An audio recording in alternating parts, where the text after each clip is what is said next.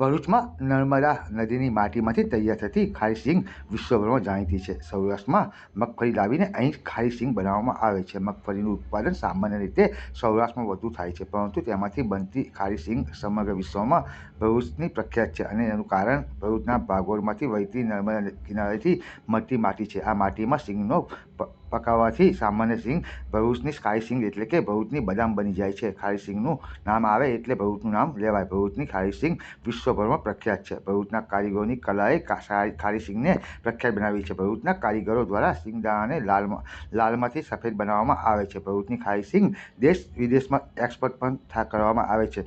ખારી સિંગ પણ અલગ અલગ પ્રકારની વેરાયટી જોવા મળે છે. નારિયેળીવાળી સિંગ, ચોકલેટ સિંગ, હાજમા સિંગ સહિતની સિંગનો સમાવેશ કરવામાં આવે છે. હવે આ તમામ ફ્લેવર તેમજ ખાસ કરી ઉપવાસમાં પણ લઈ જવાય તેવી ખારી સિંગ અંકલેશ્વર ખાતે આવેલ નવદુર્ગા ગરબા ગ્રાઉન્ડ સામે આવેલ A1 ખારી સિંગ સેન્ટર ખાતે પણ ફેક્ટરી આઉટલેટ શરૂ થતાં ભરૂચના ભાવે મળી જશે. અને આ A1 ખારી સિંગ સેન્ટર ખાતે ખારી સિંગની સાથે સાથે ખારી સિંગના ફ્લેવરવાળી તમામ જાતના ફ્લેવરની ચીકી તેમજ દરેક જાતના ચણા પણ ઉપલબ્ધ છે.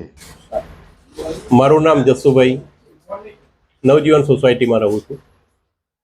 અત્યારે નવજીવન ગરબા ગ્રાઉન્ડની સામે દુકાન નંબર 8માં ભરૂચની પ્રખ્યાત A1 ખારી સિંગ સેન્ટર શુભારંભ કરવામાં આવેલો છે. ફક્ત અંકલેશ્વર GIDC ખાતે આ ખારી સિંગની એક જ શોપ છે. હાલમાં અમારા ત્યાં અલગ અલગ પ્રકારની સિંગના પ્રકારોની સિંગો મળે છે. તે જ પ્રમાણે ચણાના પણ અલગ અલગ પ્રકારના ચણાઓ મળે છે. ચીકી પણ અલગ અલગ જાતની ચીકી મળે છે. જેથી એકવાર આ શોપનું મુલાકાત લેવા આમંત્રણ પાઠવું છું.